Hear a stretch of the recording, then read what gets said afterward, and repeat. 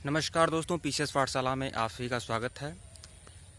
एक YouTube channel है target with आलोक करके, तो आज उसकी चर्चा करते हैं। देखिए, चर्चा करने का ऐसा क्या हुआ कि बहुत सारे लोग टिप्पणी कर रहे हैं। बहुत सारे ऐसे लोग जो ग्रुप में जुड़े हुए हैं वह टारगेट विद आलोक के बारे में टिप्पणी कर रहे हैं। बहुत सारी बातें, जैसे कुछ अब क्या करें, हर चीज़ शेयर करने लायक नहीं है।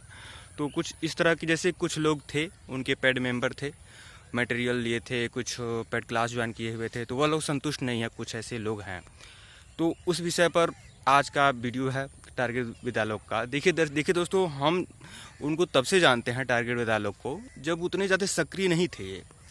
मतलब यूट्यूब की फील्ड में बहुत कम लोग जानते थे। जब उनके आज तो कम से कम 15 से 20 लाख सब्सक्राइबर हैं, 15 लाख से ज़्यादा सब्सक्राइबर हैं टारगेट विद आलोक पर चैनल पर, यूट्यूब चैनल पर।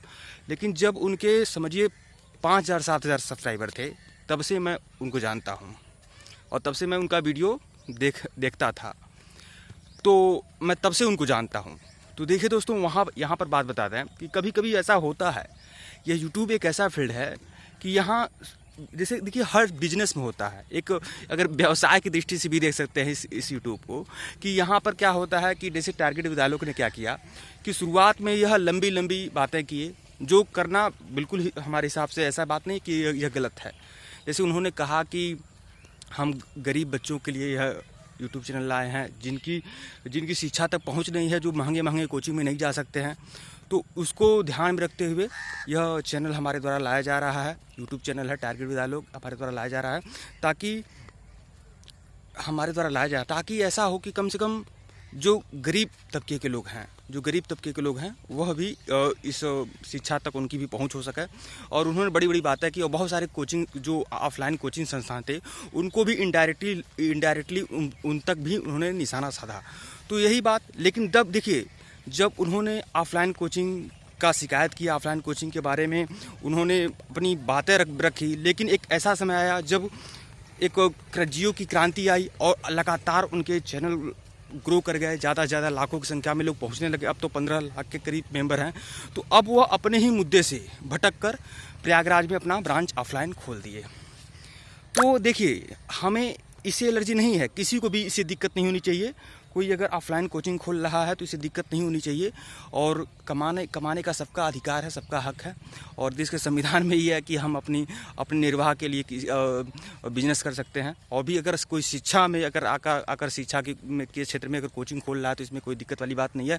लेकिन सबसे बड़ी बात यह है कि पहले उन्होंने भावात्मक रूप से वह लोगों से जुड़े, वह बहुत सारे लोगों से जुड़े, बहुत सारे जो प्रतिभागी थे, वो उनके मुरीद बने कि हाँ, टारगेट विद आलोक सबसे अच्छा चैनल है। यह एक ऐसा यूट्यूब चैनल है जो पूरी तरह से लोगों में सक्रिय है और गरीब छात्रों तक इसकी पहुंच है, जिनके पास उचित संसाधन नहीं है, जो दिल्ली में, प्रयागराज में, पटना में, बनारस में जाकर पढ़ नहीं सकते हैं, घर बैठे अब वह ऑनलाइन पढ़ सकते हैं। लेकिन अब ऐसा हुआ, कुछ साल पहले प्रयागराज में उन्होंने ऑफलाइन संस्थान खोल दिया।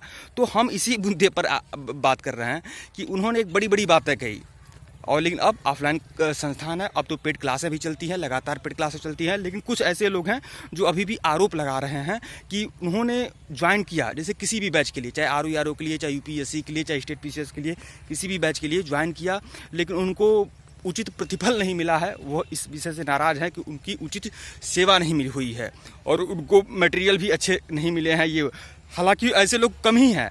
हालांकि मैं उनका पक्ष नहीं ले रहा हूं जो ऐसी बातें कर रहे हैं। हो सकता है कि वही उनका ही दोष हो, या फिर टारगेट विद आलोक अपनी जगह सही हो।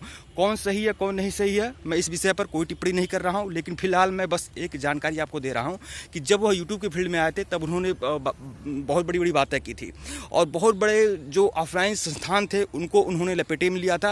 लेकिन आज स्थिति ये है कि अब वही ऑफलाइन संस्थान की कैटेगरी में वह भी आ रहे हैं, और उन्होंने शिक्षा को कहा शिक्षा माफिया, शिक्षा व्यवसाय नहीं हो सकता, लेकिन अब वही व्यवसाय कर रहे हैं। हालांकि व्यवसाय करना गलत नहीं है।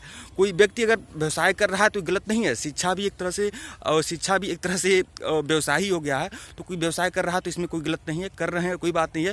ये देखिए, एक जो अगर वह ऑनलाइन संस्थान चला रहे हैं, हम 4 से 5 7 एजुकेटर हैं, पढ़ा रहे हैं, तो उनकी भी वह भी फ्री में पढ़ाएंगे नहीं, उनका परिवार है। तो इस हिसाब से वह पैसे लेकर अगर पेड क्लास चला रहे हैं तो कोई दिक्कत वाली बात नहीं है, लेकिन हम बस उस समय को याद कर रहे हैं कि जब उन्होंने लंबी लंबी बातें की थी और बड़े बड़े जो ऑफलाइन संस्थान थे उनको निशाने में लिया था। तो इस तरह की बातें तब नहीं होनी चाहिए। अगर कोई व्यक्ति, देखिए, अगर खुद का घर अगर कांच का है तो पत्थर नहीं फेंकना चाहिए, तो यह बात सोचना चाहिए। ठीक है दोस्तों, वीडियो को लाइक और चैनल को सब्सक्राइब करिएगा। धन्यवाद आप लोग को। अब टारगेट विद आलोक कैसे हैं, उनका क्लास कैसा है, देखिए सबसे बड़ी बात बता दूं, पहले उनका जो क्लास चलता था टारगेट विद आलोक का, वह प्रसिद्ध हुए थे ज्योग्राफी को लेकर, भूगोल को लेकर वह प्रसिद्ध हुए थे। और भूगोल को लेकर उनका, देखिए इस समय भी अगर बहुत सारे अगर छात्रों से पूछा जाए कि भूगोल के लिए सबसे बढ़िया यूट्यूब चैनल कौन है, तो टारगेट विद आलोक को ही ज़्यादा लोग प्रीफर करेंगे कि टारगेट विद आलोक सबसे अच्छा चैनल है। लेकिन इधर 2 साल से यह हुआ है टारगेट विद आलोक पर कि वह पहले तो वह यूपीएससी और स्टेट पीसीएस की बात करते थे, पीसीएस लोअर पीसीएस की बात करते थे, पीसीएस या लोअर पीसीएस की समकक्ष परीक्षाओं की बात करते थे। लेकिन अब क्या है, अब वो उत्तर प्रदेश पुलिस में भी घुस जा रहे हैं, एसएससी में, बैंक में, रेलवे में, एनटीपीसी में, ग्रुप डी में और यूपी लेखपाल में, यूपीएसआई में, हर जगह वो घुस जा रहे हैं। हर छोटी से बड़ी परीक्षा पर यहाँ तक यूपी टेट सीटेट भी तैयारी करवा रहे हैं। तो इस तरह से एक बना हुआ था, लोग यूपी पीसीएस के लिए एक तरह से जुड़े हुए थे, इस तरह से लोग मिसलीड हो गए, बहुत सारे लोग मिसलीड हो गए। और एक बात बता दूं, वह ज्योग्राफी के लिए अच्छे टीचर थे, ज्योग्राफी का पूरा क्लास उनका बेहतरीन है और पढ़ाते हैं। बहुत सारे लोग ज्योग्राफी के लिए ही उनको पसंद करते थे। लेकिन देखिए 2 साल से क्या हुआ कि अब उनके चैनल पर जो उनके सहायक अध्यापक हैं, सहायक जो असिस्टेंट अध्यापक हैं, असिस्टेंट अध्यापक मतलब ये समझिए प्राइमरी से वाला मत समझ लीजिए, मतलब जो उनका सहयोगी जो अध्यापक हैं, अब वह पढ़ा रहे हैं। अब उनको लोग नहीं पसंद कर रहे हैं उतना, अब वह अपना समय नहीं दे पा रहे हैं। जो टारगेट विद आलोक हैं, वह आलोक सिंह जो हैं फिलहाल समय नहीं दे पा रहे हैं। और उन्होंने कहा था कि ज्योग्राफी को जो आमतौर पर वह भारतीय भूगोल पढ़ाए हैं, लेकिन विश्व भूगोल उन्होंने छोड़ दिया हुआ। ऐसा अब लोग कह रहे हैं, ऐसी बात नहीं मैं सब कुछ देखा हूँ, मैं जाना हूँ, ऐसी बात नहीं कर, लोग कह रहे हैं, लोगों से जानकारी मिली है। तो इस तरह से वो आधा अधूरा बैच छोड़कर आखिर वह उसी फील्ड में आ गए, व्यवसाय की फील्ड में आ गए। अब पेड क्लास चलाते हैं और पेड क्लास को लेकर कुछ लोग ऐसे हैं जो संतुष्ट नहीं हैं, जिनकी शिकायतें हैं कि उन्होंने जो भी पैसा दिया था उस हिसाब से उनकी सेवा नहीं हुई। अब इस विषय पर वह सही हैं या फिर आलोक सिंह सही हैं, इस विषय पर मैं कुछ नहीं कहना चाहूँगा। वीडियो को लाइक और चैनल को सब्सक्राइब करिएगा दोस्तों। धन्यवाद आप लोग को। और इस विषय पर आपकी क्या राय है, आप भी अपनी बातें बताइएगा। हालांकि देखिए, मैं ऐसा नहीं है कि मैं विपक्ष में हूँ आलोक सिंह के पक्ष में या विपक्ष की यहाँ पर बात ही नहीं है। मैंने निष्पक्ष मूल्यांकन किया। मैंने बस यह बात कही है कि जब व्यक्ति यूट्यूब की फील्ड में आता है तो बड़ी बड़ी बातें करता है ताकि लोग भावात्मक रूप से जुड़े। देखिए, जोड़ना पड़ता है, सब कोई बड़ी बात करता है ताकि भावात्मक रूप से लोग जुड़ जाएं, और जब एक बार जुड़ जाएंगे तो फिर उनका भी जो भी कुछ मकसद होगा उस मकसद को वो पूरा कर लेंगे आगे। ठीक है दोस्तों, धन्यवाद आप लोग को।